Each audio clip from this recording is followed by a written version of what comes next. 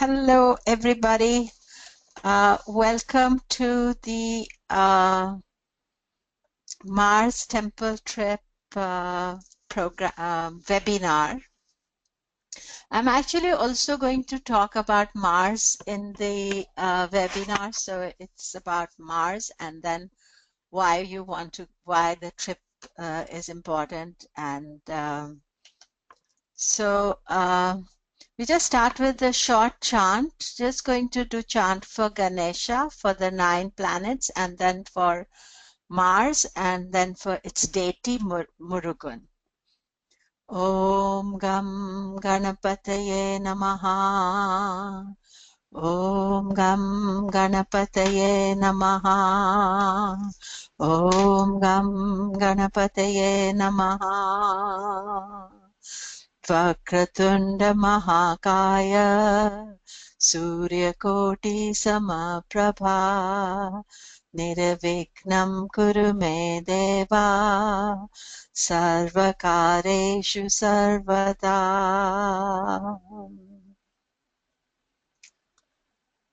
Om Brahma Murari Sripurantakari Bhanu Shashi Bhumi Suto Budhascha Guruscha Shukraha Shanirahu Ketava Sarve Graha Shanti Bhavo.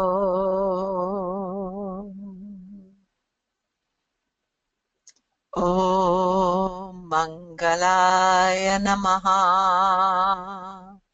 Dharani Garbha Sambhutam Vidyutkanti Samaprabham Kumaram Shakti Hastam Tam Mangalam Pranamamyaham.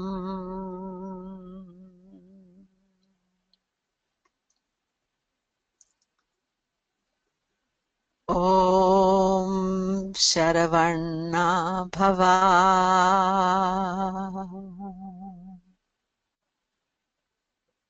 Om Sharavana Bhavaya Namaha.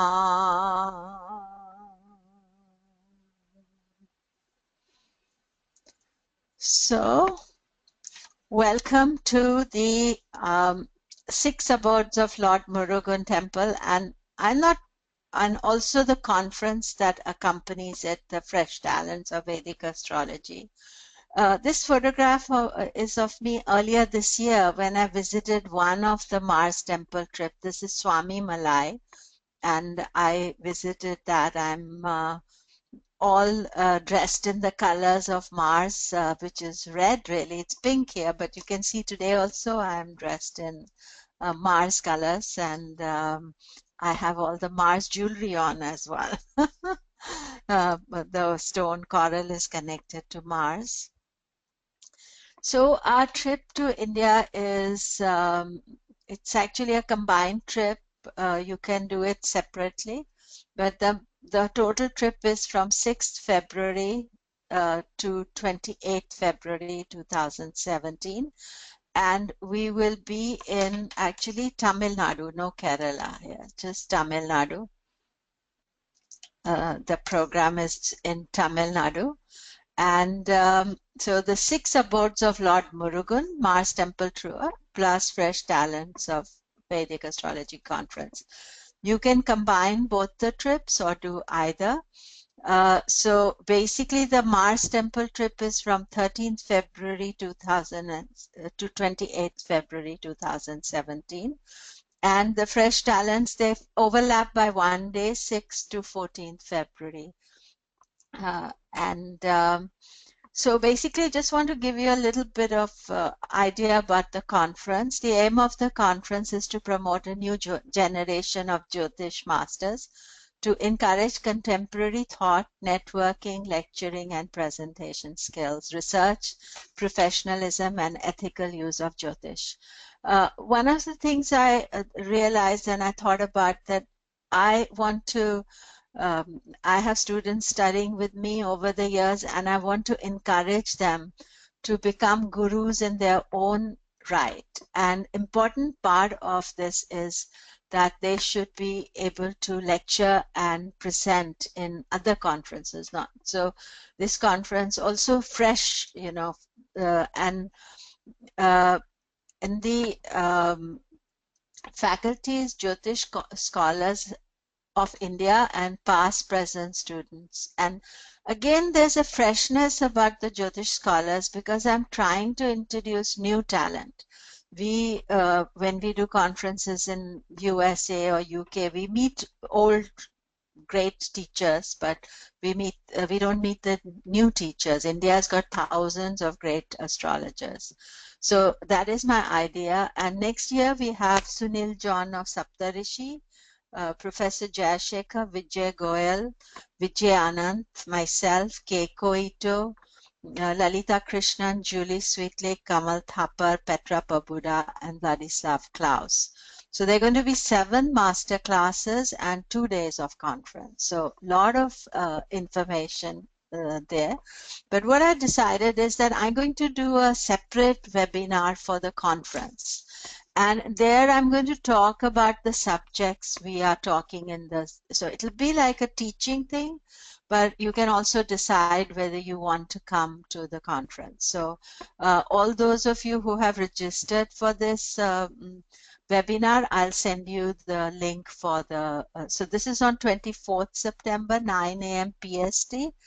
And so we'll talk about the subjects and what each subject, little synopsis, little bit of idea about the techniques I'm going to be, myself and the other teachers are going to be teaching. And then we will have, so you get a better idea. So I'm not spending time there. So it was many years ago, 1999 really, now it seems like 16, 17 years, it seems like yesterday, that I did my first trip. I did a trip to Jaipur and the Surya temples. And my whole idea of the trip is so that it's always an astrological theme. In India, you see in the temples, they are full of astrological themes, planets, planetary temples, deities for planets. So I thought that I should focus on that. We are not going as a tourism. This is a specific study program that the place. I have great experience. I never take you somewhere where I haven't been myself before. Plus, I will research the thing. And of course, over the years now, I know all the priests, I know the temples, I know. So we have been doing this over the years. And then, now I'm doing every year. Originally, I started, then I didn't do for a few years, then I did again. But now I'm doing regularly. And so we don't have big groups, always manageable and always with full personal attention. I'm there 24/7. So it's not like I'm there and I'm not talking to you and any other time. I'm there and helping you with the experience. So the Mars temple pilgrimage that we are doing is going to be visiting the temples of his deity, Lord Murugan. There are 6 important temples for Lord Murugan that will be part of this trip. But why do we do pilgrimages? Firstly, we do pilgrimages for purifying the energy. All of you who study Jyotish know that when we are born, the grahas or the planets, they have a grip on our life. And they cause the joys and the sorrows of life, and they obscure the true beauty of the soul. So when we are going to the pilgrimage, we are trying to remove those old karmas. While we focus on one deity, it allows us to reconcile with past karmas and allow us to let go of the karmic baggage. I never force people or say that you must come, because it's very tough to improve your life. It's very easy to remain in the quality that you are. And so many times people say, oh, why shouldn't I just react to things without thinking? Why don't you react to things without thinking is because you are not using your subconscious. You are learning to use your superconscious mind. But in order to do that, you have to do all sorts of various things about simple stuff, also complicated. So pilgrimage is one of those things. So very often, people cancel, they don't come, they don't, because in order to work out the karma is not easy. I've said once a lady came with me past, she had a uh, leg in plaster.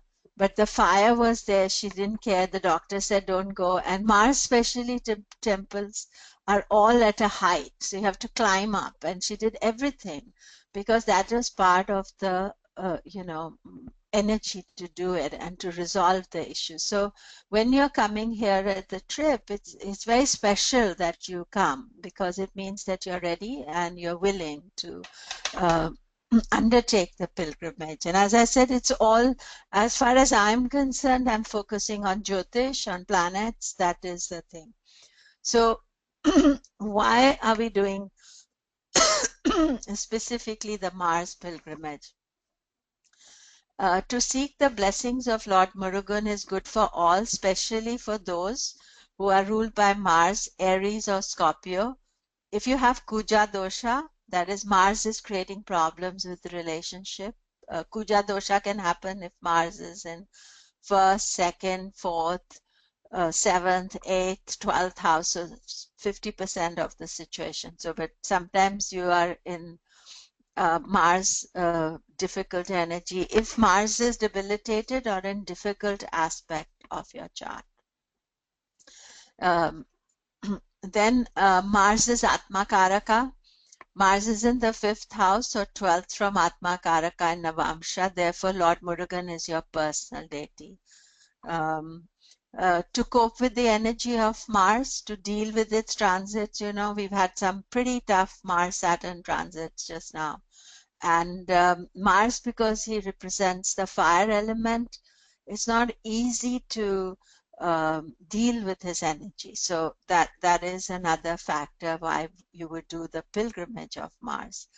Then Mars is the best planet for Cancer, Leo, great one for Sagittarius, Pisces. He's most challenging one for Gemini, Virgo. Basically, anybody can go for the pilgrimage. I'm giving you some of the reasons why we want to go. And specifically Murugan is very good for Rahu Ketu issues. Last year we did the Sarpa temple where also we visited Murugan temple because Murugan, the deity for Mars, he protected the snake energy. And snake energy, Rahu Ketu affliction, Rahu Ketu issues is also connected to past life issues. It's also connected to our desire for self-realization. And in the mythology, Murugan protects Sarpa so that they're not killed. So this very secret mystical energy is protected by him. So a lot of Rahu Ketu issues are dealt with Sarpa temple as well. Then I personally, Mars is very weak in my chart. And it was in the 90s that I went to a Murugan temple in London. There's a beautiful Murugan temple in Highgate Hill in London. And I can remember that how much that shifted my energy. I didn't go consciously because, intellectually, these things exist. But a friend of mine said, let's go and visit. And we visited it. And it totally shifted my energy. I can remember how well it helped me. And my Mars is very weak, but it's my best planet. So in order to bring the energy up of it, and I find it very tough to visit the Mars temples because I went number of times. I would go and not go and visit the inner deity because there was something. And then I realized what I was doing to myself and how I was allowing that energy, blocking the energy. And even now, if I go to if in India also, I love going there, but it's sort of very intense. So, over the years I've worked with it. So very beautiful, very intense, but very helpful at the end of it. So doing the pilgrimage, um, sometimes they're natural blocks, and don't um, uh, of course, sometimes the time is not right for you to go, but if you are making the effort, it's worth making the effort. That's really what it is, because you are being blocked to improve the energy for you. The quality, because the karma, you see, when it grips you, in order to remove it, this is one of the ways to do it, and it's an ancient Indian culture, so it's part of Vedic astrology as well. So we are going to talk a little bit about Mars just now. I have a question. Talking about questions, you can ask me questions. Freddie, it's from Mars, from your Lagna, as well as from your moon position. But normally the best and worst planets for any thing is decided from the ascendant. But I mean, if you have moon in Aries or Scorpio, sun in Aries or Scorpio, they are also connected. You have exalted Mars, debilitated Mars. Really, wherever Mars is, all of us have a Mars. So we are purifying the energy of Mars. That's really the idea of the trip. So I have a very global group of people that come here to the trip. So it is, you kind of meet people from all over the world. It's all the continents are represented. So it's very interesting. I think I haven't had South America so far, but I've had all the other continents. So we start with the myth of the birth of Murugan, not Mars. When I talk Mars, I'm so relating to Murugan. You see the color red. Today also I dressed in red, honoring Mars and Murugan. So Mars qualities are represented as Kartikeya, the son of Shiva. He's also known as Murugan. So here we have Kartikeya. Some of the things of the iconography of Murugan is that he always is riding a peacock. He has 6 heads. You will see him with 1 head also, but 6 heads. And he has, you can't see in this picture, but you'll see in others that he is either holding a snake in his beak or stepping on the snake. So stepping on the snake is also the killing the negativity, killing the old karma. So this is the Skanda, this is baby Mars. Murugan, baby Murugan. And baby Murugan also from a yoga point of view is very important, because he is supposed to have been given, he's supposed to give the mantra Om to his father Shiva. And we visit the temple where this mantra is given. I will talk about it later. So birth of Kartikeya is an important myth connected to Mars. Demon Taraka was terrorizing the world and subjugating the gods. Only a 7-day-old child born out of Shiva's semen could destroy the demon. So you see, there's something about the 7-day-old child means that Mars is very young and full of energy. 7 days is sort of allegorical, or but as a baby, so you can see this little baby here.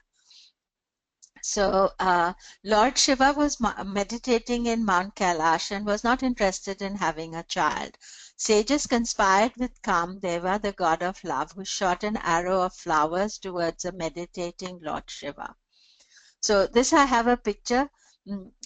This is, I took off Wikipedia, I think. So you can see Kamdeva is the god of love. He's always green colored, and he's in, being ridden by parrots, or he rides a parrot, and there's Lord Shiva meditating, and then he pulls, throws an arrow at him, shoots an arrow. The arrow woke up Shiva from his deep meditation, And because of that, the sages managed to collect his semen. The semen was very hot, so the sages took it to Ganga, where they asked the 6 kritikas to nurture the semen. I just noticed I have the wrong spelling for this. Kritikas are the 6 mothers. At first 6 babies were born, but when Parvati, is the wife of Shiva, hugged the 6 babies, they fused together to be one child with 6 heads and 12 arms. And as a child of 7 days, Kartikeya destroyed the demon Taraka. So here we have a picture. So sometimes, I showed you the other picture here. These pictures you'll see at the temples. People have made paintings and things. So these are the 6 babies, and this is like Ganges, you could say, or a sacred river down south, because we are going to South India.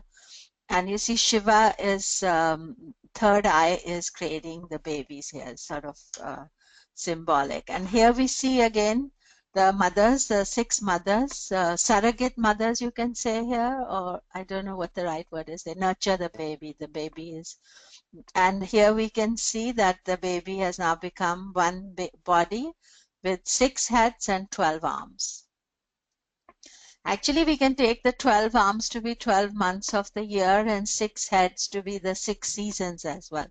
Every iconography and symbol has a connection. You can write a whole story about just that aspect of what his form is. So we can take this myth allegorically as well. Murugan destroying the demon, it is the destruction of our inner demons, our negativity, our difficult issues that block our clear thinking, that block our super consciousness to develop. So in the natal chart, a strong Mars helps us to deal with and destroy our inner demons. Why does it do that? Because it represents courage and confidence and ability to face your difficult energies. So, Mars as a planet has always been just taken, warrior, this, that, but he's more than that. So, because he is the warrior to fight the demon, not to fight the armies and the negative, but even say in life, if all the negative people control the world, then nothing could happen. So Mars is required there. So Mars rules Aries and Scorpio, has a tamasic guna, pitta nature, and its element is fire. Tamas means that he is of this world, and we need to nurture him and develop him. Otherwise, his quality can also be just dealing with very much worldly affairs. So when we talk about Murugan, we are talking of the divine element of Mars. Mars is exalted at 28 Capricorn, debilitated at 28 Cancer. Actually, we are going to experience exaltation of Mars in November. I was hoping to take the trip with exalted Mars, but I can't, the timing is always good, January, February. So, and the weather as well. So it was, it's always difficult to do it exactly to plan, but we have a good Mars for all of us to experience. I think November 1st to about the 20th, 15th of December. I'm not exactly sure of the dates. So we are experiencing the exaltation. Mars always represents courage, valor, immense strength, and physical stamina. He has capacity for achieving whatever goals it is set out. He doesn't recognize danger, and he defends you against your own negativity, against negativity of the world. And, discipline is good for Mars. We never let our Mars energy just do whatever it feels like. So as the ruler of Aries, he takes the soul into new dimension where nothing is certain. Remember, when you come into Aries, that is the first sign of the zodiac. So it's a very new thing. You're very idealistic, but at the same time, it's a very difficult energy because you are not, you don't know where the the zodiac is taking you, in the sense that it's like fresh, you go into a new city, you don't know, but if you're Mars, you're not very scared about it. If you have a strong Mars. So as a ruler of Aries, he belongs to the Kshatriya warrior class whose duty is to defend. He's a commander-in-chief in the planetary army. He represents aristocratic people, people in charge of defense forces and other leadership roles. So you see that a lot in Mars energy, Aries energy as well. But administration, management, because as a commander-in-chief, you have to manage people, manage your armies, your things. So you can look at it a little bit beyond that too. Mars Scorpio is strong connection we have today. Mars in Scorpio. This whole year Mars has been in Scorpio. So we've got but Mars has strong connection with spiritual realization, transformation, the search for truth. He's as the ruler of Scorpio. So Mars deity Murugan as Danda Yutpani. We are going to go to one of the temples where that is important, represented as an ascetic. Courage is required if we are to move towards a path of self-realization. This path has many obstacles and restrictions. Unless you are, just thinking mentally that you're moving into self-realization, it's okay. But if you actually start doing things, there is so much opposition, so many people, even family, friends, people say, why are you doing, why are you going into this different path, why do you do? So it takes courage, and that is what Mars as a ruler of Scorpio is explaining to you, as telling you what to do. So here we have Danda Yutpani.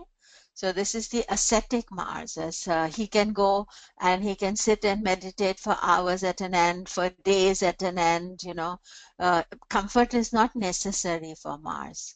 In fact, when you have debilitated Mars, you're more comfort loving. If you have exalted Mars, you can get a hard bed on the floor. Look at how the people, the army, they don't army or police or things, they don't care about what the conditions are. Otherwise, they couldn't fight. If you say, oh, I must have a 5-star hotel, I must have a good, comfortable hotel before I can do something. That's not the Mars way. So, that ascetic Mars is part of its intrinsic nature. Then, very important to understand that Mars is Agni, fire. And this is one of the key areas that when we go to a pilgrimage, we are trying to control this fire. I think control, I'm avoiding the name, manage the fire is a better word. Because the fire, if it is left uncontrolled, it can burn everything. Here in California, we get a lot of fires. I lived for 24 years in UK. And there were small fires there because UK has got a lot of water and lush energy. But here, California, we get a lot of fire. And then when a fire takes hold, it's very difficult for to extinguish it. So the Agni, according to the Vedic system, you see, this is a fire pit. It's always controlled, but it's always also fed with very good things. We feed sandalwood, we feed the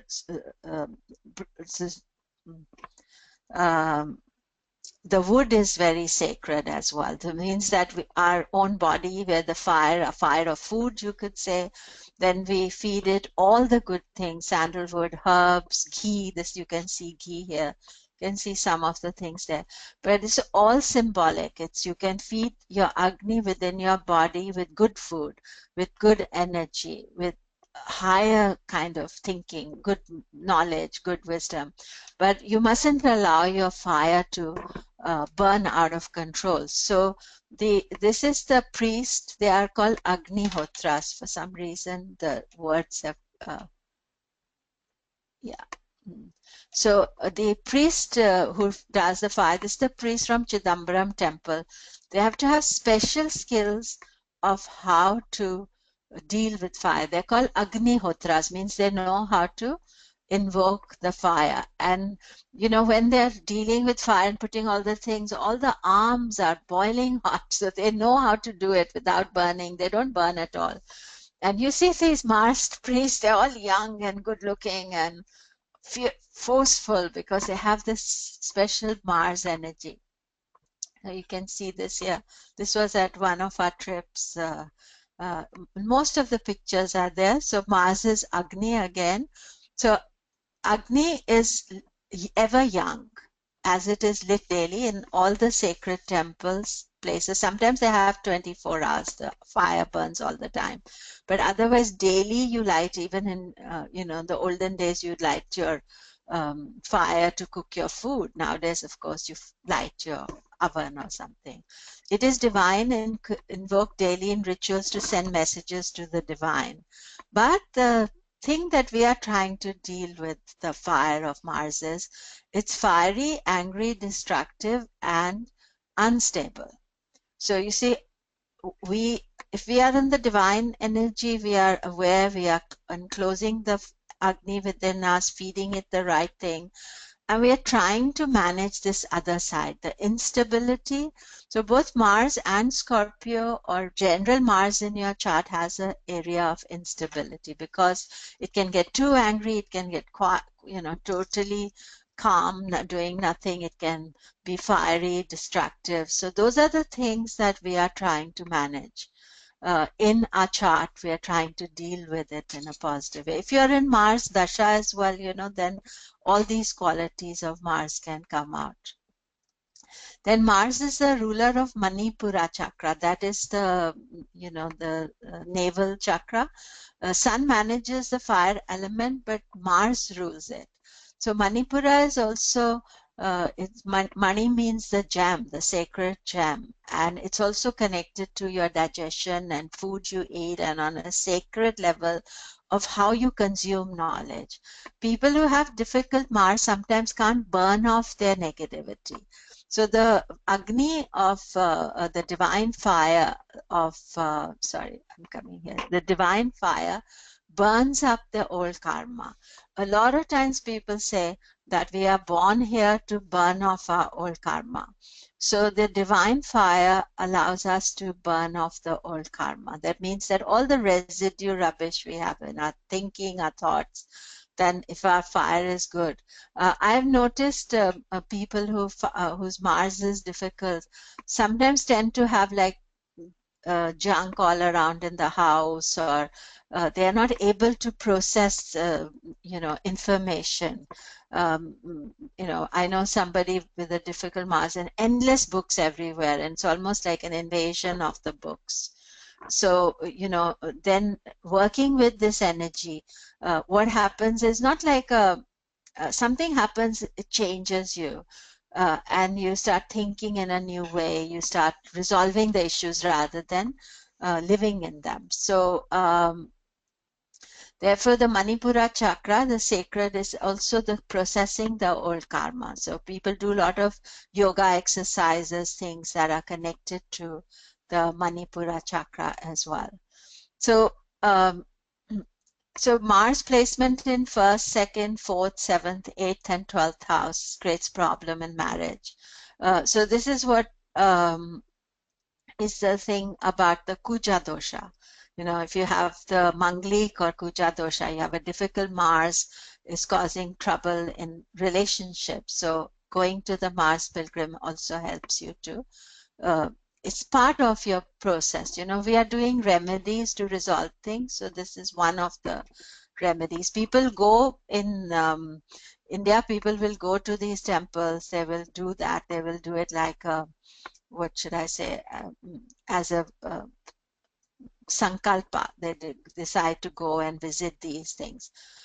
Mars debilitated in Cancer. Doing Murugan pilgrimage helps gets the blessing. There's a very famous actress in India. She has Mars in the 4th house. Her name is Aishwarya Rai. And when she was going to get married, I think her mother-in-law said, "Oh, you have Mars in the 4th house. It's negative for your relationship." So she did the thing. She said, "Oh, it's not. I go and go to the temple." So she visited all the 6 Murugan temples, but then she visited the 12 Shiva temples as well. So there is this aspect of, pilgrimage and resolving the issues. So she still in a happy relationship. So I already did that. So now coming to our trip itself, although there are many temples for Mars, 6 are important and form a pilgrimage route. They are called Padai Veedugal, the 6 victories of Mars. So again, the victories are about overcoming the negativity, whatever the negativity in life is.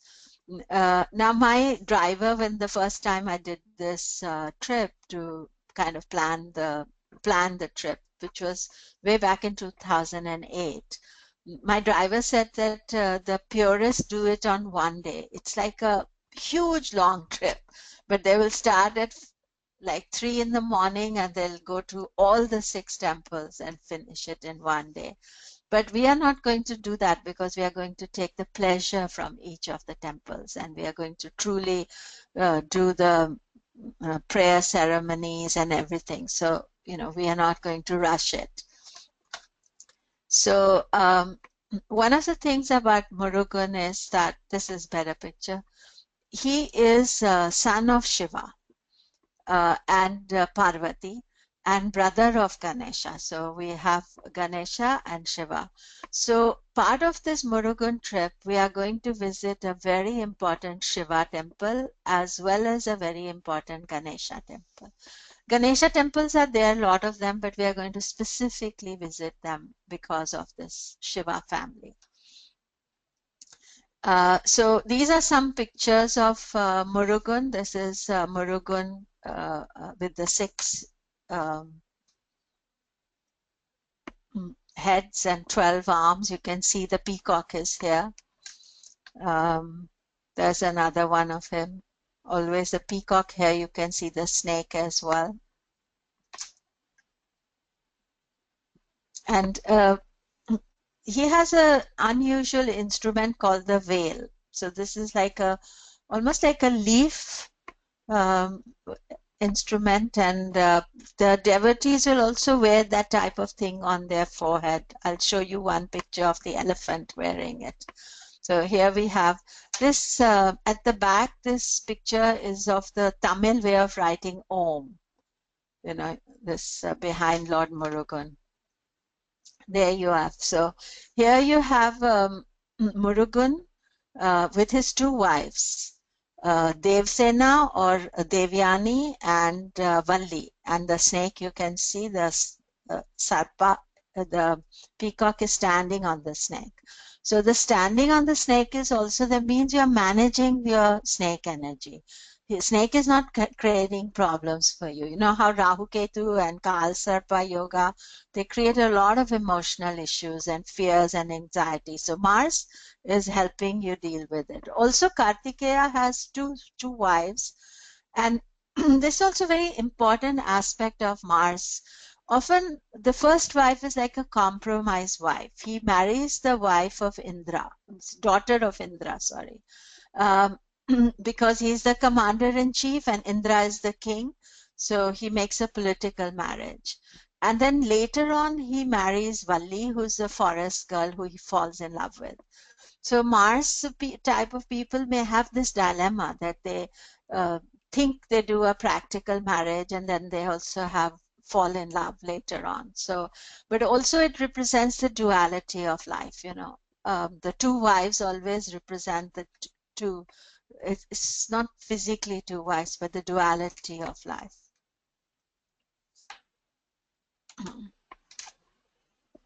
So here we have again with Devyani and Valli. This is a kind of iconic pictures of him, all from the temples that I've taken. This is not taken by me. It's another one, the yoga pose,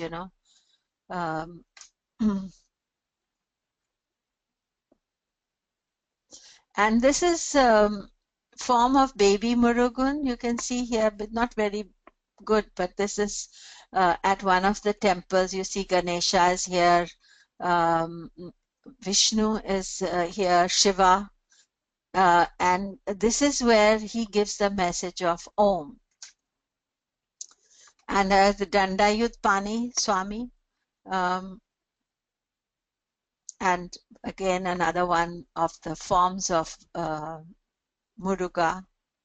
So now the Aru Padai Veedugal, the 6 victories of Mars, or they call them the 6 abodes of Mars. Lord Muruga is the actual Murugan, Muruga, they are all the same thing. So the temples in order of how we are going to do, I think, we are going to do Aramigu Swaminatha Temple, Swamimalai, then Palamudi Chola Tiruvanmiyu, Dandayutpani Swami Murugan Temple in Palani, Tirupara-kundram Murugan Temple Madurai, Murugan Temple Tiruchendur, and Subramanya Temple in Tiruntani. Tiruntani is our last temple that we do. So this is the first temple, most important temple. I've been many, many times. It's we go to Kumbakonam a lot, and this is called Swamimalai. So our hotel is about 1 mile away from this temple. So it's a very popular, because, you know, as I told you, I have a difficult Mars. So in fact, you can see here, this is the photograph I had at the cover page that I took.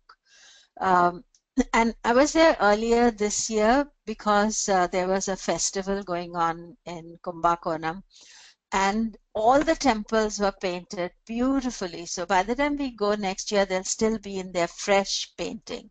So when the temples paint themselves, they don't just do randomly that we are going to upgrade. They have to find a good date. They have to then make the temple sacred again. So here we see this is the entrance of the Swamimalai temple. And 6 miles from Kumbakonam, built on artificial hillock, stands the temple of Sri Swaminatha. To reach the main sanctums, devotees have to ascend 60 steps, representing a cycle of 16 years known as Samvatsara. So the 60 years is also, they call the 60 Jupiter years. You know, we have the Dasha period of 120 years, and the 120 years compromises of 60 years of breathing in and 60 years of breathing out. So we have this, so the 60 steps are very important, and on each step they've given the name of the year. It's given in Tamil, so unless you know Tamil, you can't know, but they are the 60 steps. And one kind of interesting thing about these temples are they're always on a hill, and they always have specific number of steps. There are 360 steps, 300, you know, always some kind of step. There's only one temple which is by the sea, where there's flat and there's no steps. And the fit among the our group, they always walk up the steps. Of course, for Swamimalai, we all have to walk the steps, but for others, there's other transport. You can drive up or do things, but we usually make arrangements with a guide and everything for those who want to walk up, because that is the true devotee. And the devotee is not so fit like me, then we take the car. So here we see the 60 steps, but this is a better picture. This was going up, and as you go up, you can see all the paintings are all covered with lotus flowers, and here they have given all the names, but it's not very clear, the picture. So this was another one, and people coming up taken from the opposite angle. So the 60 steps you walk up, and they're all made out of proper stone. They're not like properly, some are taller, shorter, but very beautiful. It's an experience, you know, when you go up these steps. So, and so this is the site that Lord Muruga imparted the Pranava mantra of Om to his divine father, Shiva. So this photograph that I showed you earlier, this baby Murugan in Shiva's lap, and he gives the sacred mantra to Lord Shiva of Om. So Swamimalai is where we start our trip. Actually, we will have a workshop there, and then we will start the trip there. We start near Chennai, but this is our first temple that we visit. And here we have another view of Swamimalai. And what happens is after you do the trip, after you visit the temple, you'd go around the temple. So you can see how high the temple is up here, but then we come down and we go around here. It's very nice. And this is me with Kavita and Keiko. We are all with Mars debilitated group going to the temple, getting ourselves blessed. And if you can see here that there are peacocks on the temple here. That's a better picture of the peacocks here. Oh yeah, here also you can see the peacocks. So everybody comes. Sometimes you do one round, but we did, I think, 6 rounds because 6 temples, we do the 6 rounds. So then this is the next one after this next temple is near Madurai. It's called Tiruparakundram. And every time I go, the light is not correct. So this is the temple and me here. So it's not that very clear. So this is temple 6 miles from Madurai, dating back to 2nd century BC. Beautiful temple. Actually, in this temple, Lord Murugan wed Evyani, daughter of Indra, after his victory over Surapadnam and Asuras. But this is the temple where they have a beautiful statue of Patanjali. And you have beautiful sun and moon statues as well, and a Jupiter temple inside this. Dakshinamurti temple. Beautiful Patanjali, quite big. Not Patanjali, sorry, Parashara. They have Parashara here. So there's another one, slightly better than the one without me. And this is the entrance doorway into the temple. One of the beauties of the temple are the doors. It must be about 30 foot high, the door. And you think 2nd century or whenever they built it, it is so old, and that beautiful energy. And this is the carving outside. This is the wedding of marriage of Murugan to Devyani. And Indra is, giving his daughter away. So there's the daughter. I'm just trying. Yeah, there's the Murugan and Devyani and Indra. Because I've been going so often, I know where to look and how to find, and we have a guide always who's telling us where everything is. But over the years, I know myself. So this is right as you enter the temple, you can find this. And so then after that, we'll go to Palani. And so Palani has, I think, 365 steps. So 360 for 1 year. So you have to climb up, and or you can take, there's a, what you call it, one of those,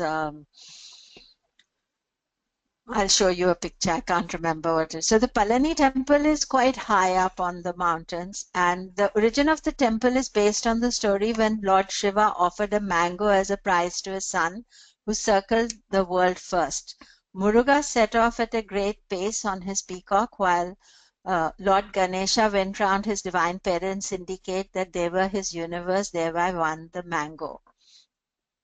So Lord Muruga, clad only in hermit's garb, carrying the staff Dandam, left Mount Kailash for the south. He got angry with his parents because he was the stronger one, but Ganesha had the intellect. So he is always regarded as doesn't make too much effort. So he just went round his parents 3 times. So his parents tried to dissuade him from saying Palamni, which means thou art the fruit of all wisdom and knowledge. But he was not appeased and took up residence in Thiruvinakundi, later moved to the top of the hill. So he meditates there. And in Palani, they change Murugan's alankara, which means his clothes, 6 times a day. They do 6 pujas at 6 different outfits, and different forms of Murugan are present there. So these are some pictures of it, and so these are devotees. A lot of devotees come there, and they will come there and they get their hair cut. You can see they have no hair here. They'll gift their hair. And sometimes you see them also rolling on the ground. There's all kinds of tapas people do for Lord Murugan. And here are the steps. You can see the pond at the bottom, and people will walk up these steps. So the students who have walked up, they say it's very beautiful. I haven't walked up myself, but they say there are a lot of small shrines on the way going up. So and it took them quicker than when we took the this chair car. So because you have to queue up there, it took us ages, whereas they were up there before us. So it was very, very nice. But it means everybody can go. So after that, so we have done 3 temples now. So the 4th temple is Palamutharai Cholai. And this is a tiny temple. I love this temple. It's really small, and it's where Muruga is with both wives and gives darshan to the devotees. So it's about 15 miles from Madurai. We'll be in Madurai. We'll have transport and also be traveling around. And when we reach Madurai, then this is where there's a little temple there. And you see all these sadhus. They're Ketu type of people that are floating around in various temples, and they wait for you to on the blessing of God. You can give them food, money, something, so that they are not trying to con you or anything. They're just devotees, and very beautiful. And this is another group of people that are followers of Muruga. So what you see with Murugan is that people often wear the color green. And why is the color green is because that is the color of the peacock. So I first time I faced that, I was quite surprised. I thought, wow, why they're wearing green? So I asked the priest, because he was all dressed in green. He said, no, I'm honoring Lord Muruga as the peacock. Of course, I'm wearing red today. So red is also for Muruga. But you see here, the whole group is dressed in green. And they were doing all the temples like we were, but they would dance and they would pray, and they'd go in like a big group. And then outside Palumadachura is the snake shrine. This thing at the back is an ant hill, and the belief is that the snakes live in the ant hill. So people these are total roadside shrines. They just somebody makes a shrine, and then people come and put all these snake things for Rahu Ketu there, and then they tie the ribbons. You can see multicolor ribbons for Ketu and for Rahu as well, and then it is a shrine. And this was the guy who was administrating it. I've seen a lot of these shrines, but this one is very beautiful. And the first time I went, there were very few people there. Just one sec.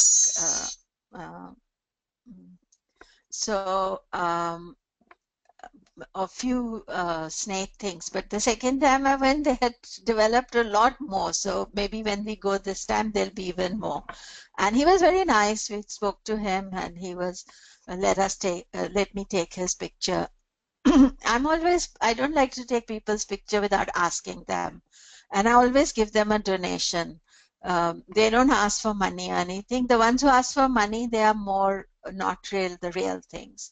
But it's always good because that's how they live, It's they don't have any home or anything. They live out in the open. They sit by these shrines and nurture that energy. So this is another picture of the deity from there that I got.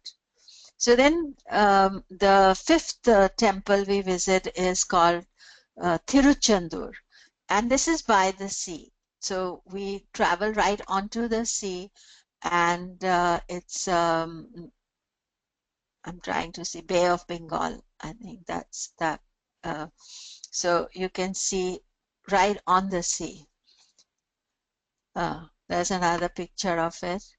And this is what I was telling you. This is the elephant there, and he's wearing the veil, the veil, his instrument. Usually you see in the Murugan temples. And there's me, I'm getting blessed by the elephant. That's a big activity. Every temple you go, the temple has an elephant, and you can get blessed by them. Nowadays in South India, because there's so much outcry of these temple elephants, that the government has said that they must have holidays. So the temple elephants are forced to go on a vacation, and they spend like 2-3 months on vacation away from the thing. So, you know, it's still very nice to see them. So another picture of Tiruchendur. So various pictures that I've taken. So this temple is situated off Gulf of Munnar. It's Bay of Bengal, but specifically the legend states that it was at Tiruchendur after 6 days of prayer and fasting that Lord Murugan defeated Surapadmam with the veil given to him by the Divine Mother. So the veil is this instrument, you know, they've got here, this elephant. So this is where then these two demons, they became when he defeated them, they became the peacock and the snake. And this is kind of really interesting, that always the animal on which the deity rides is originally a demon. And then they are in service of the deity. They become and so the deity is riding the animal. That means deity is riding the lower quality or the animal instinct within us, rather than being ridden by them. So these two became the two sacred travel transports for the deities. So then the last one we kind of, it's quite far away, so we fly back to Chennai from Madurai, and we go to Tiruntani. So it's about 60 miles from, 60 kilometers from, and we're going to stay there last 2 days. And so we'll do a couple of trips to it. And so this is me. Again, you see I'm dressed in orange in honor of the deity here. And at the temple, you can't, they build things around the temple, so you can't really get good pictures of this temple. It's very small, and so again here, again we have many steps. I've forgotten the number of steps. So this is the Tiruntani town where we are going to stay. Our hotel is about 1 mile away, but we'll come and so again, those who want to walk up or we'll drive. This temple, there's a proper road right up to the temple with parking and everything. So we'll be going to the temple. But so this is where the marriage of Lord Murugan and Valli took place. So remember, he got married with Devyani, his first wife, in Tiruparakundram in Madurai, and then this is where his love marriage took place. Often people also go to the marriage temples for marriage issues, you know, if they have marriage issues, or whether they want to get married or they're married and they have problems, they go always for Rahu Ketu issues as well. So we'll go when Ashlesha Nakshatra is there, they will go to these temples, because Ashlesha is ruled by the snake, or any Rahu Ketu temple. So, so this is the trip. Starting the trip, we will start with a workshop with me, a full-day workshop on how to experience the pilgrimage, what remedies for each person. We look at the charts. We'll talk about the various things that we will be doing, much, you know, detail, obviously, as you'll be already in India, those of you are coming. And then there are other temples, because the distances are quite large, we will be visiting. So this is Ganga Konda Cholapuram. This is like a fabulous site. So on our way to our first hotel, we are going to visit this. You can see me standing with this giant Nandi bull. He's so huge. The stunning temple, and one of the beauties of this temple is that they have a very rare Navagraha shrine there. And last time when we went there, the priest, he was, this is actually a UN site. And the priest was so thrilled that we were interested in the spiritual aspect of the temple. So he said, I have to take you to a secret. And so he took us and showed us this special temple where the Navagrahas are like a chariot and the Surya is riding them. Very beautiful. So, and the Nandi bull, of course, is the transport of Shiva. So, and then we will be going to Piliyarpatti, which is the temple for Lord Ganesha, who's the brother of Murugan. So Piliyarpatti is a great Ganesha temple. It's one of the major sacred pilgrimage sites. It's in Chettinad, and we will be spending the day there and visiting it. Often inside the temples, they don't allow you to take pictures. They allow you certain perimeter you can take, but lots of, but the whole idea is experiential, to experience it, to see how the others do it, how you do it. And then very interesting temple is the Navagraha by the seas. So it's a crazy temple. It's supposed to be when Lord Rama went to kill Ravana, he prayed to the Navagrahas and he built it by the sea or in the sea. So you have to actually go through a platform depending on how the sea is. Is it, full high tide or low tide? And then they have the 9 temples, the Navagrahas in the sea, and you have to go inside the sea. So normally it's not that clean. So you have to go yourself. You have to decide because so many people go there. And you have to carry a change of clothing if you're deciding to go in there. But people enjoy. It's a great experience. And last time we all went, we got a puja done and everything. You can see I'm not in the sea, but some of the people went there and they go very seriously to this temple. And then next to it is Rameshwaram. So Rameshwaram is the major Shiva temple. Now in Rameshwaram, we are not actually, non-Hindus are not allowed right into the sanctum, but otherwise you're allowed to see.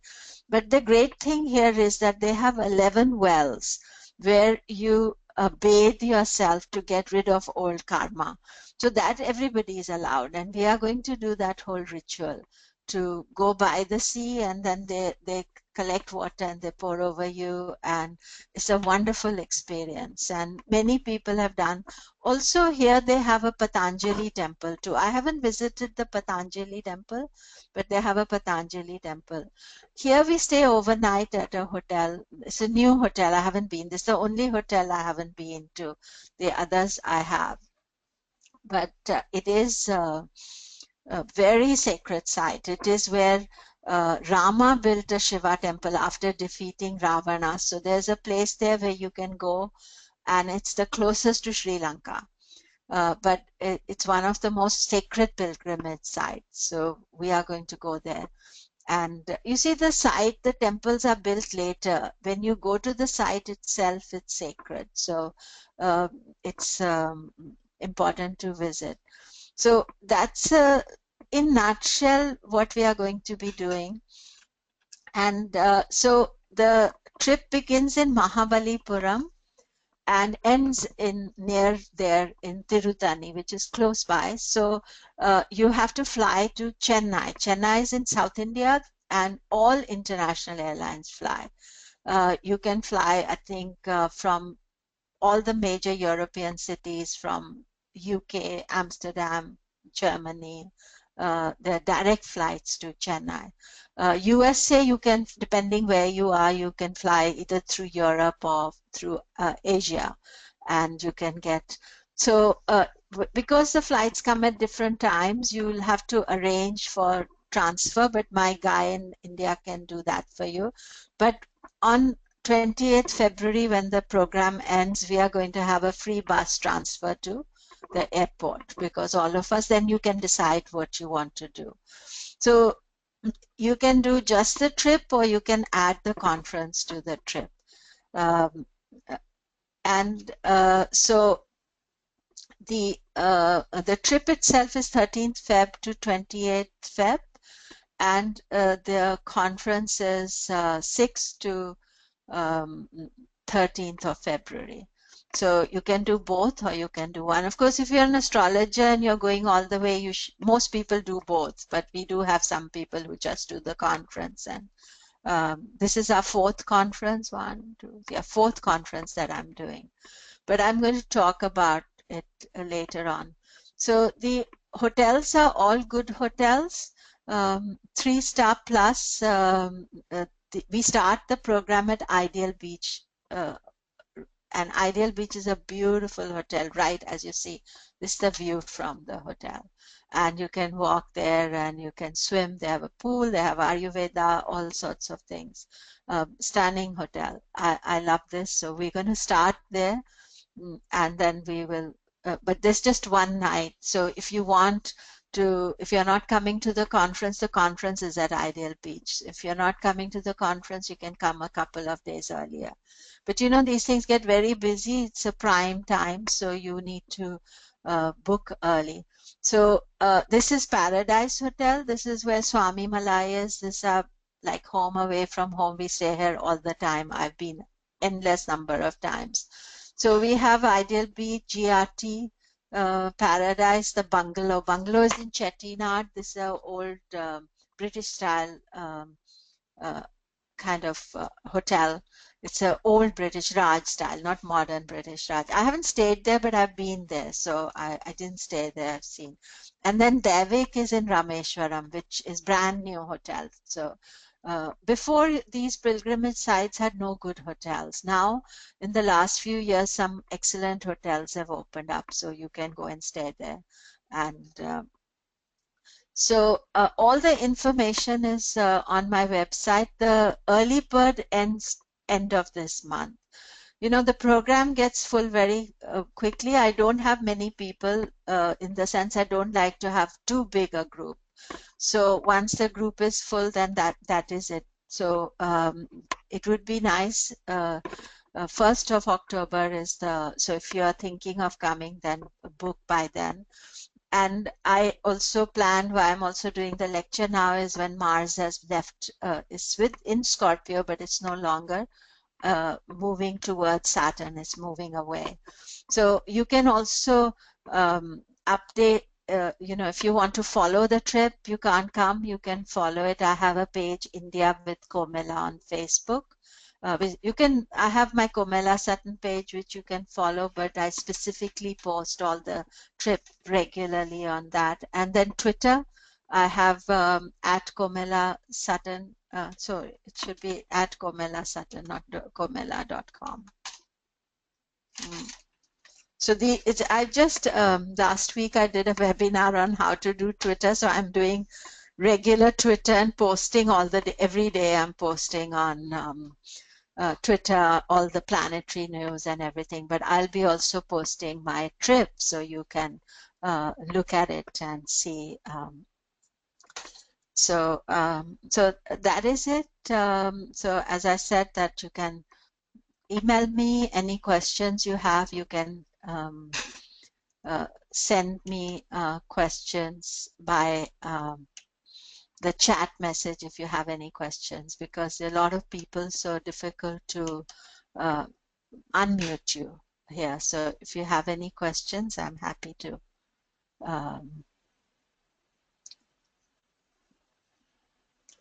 What I'll be doing is that I'll be sending you the recording of this program, and feel free to share with others if you know somebody else is interested.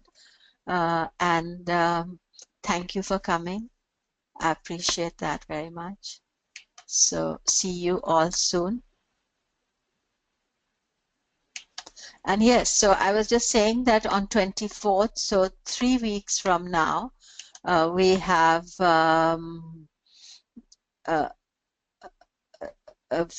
next webinar about the conference. So I will be sending all the people who have registered and who are here. I will be sending you the link for it. So so thank you very much. I'm just seeing somebody has, if you have any question. I don't, okay, there's a question come here. Okay, thank you very much. There's no question here. So appreciate your coming here, and see you sometimes.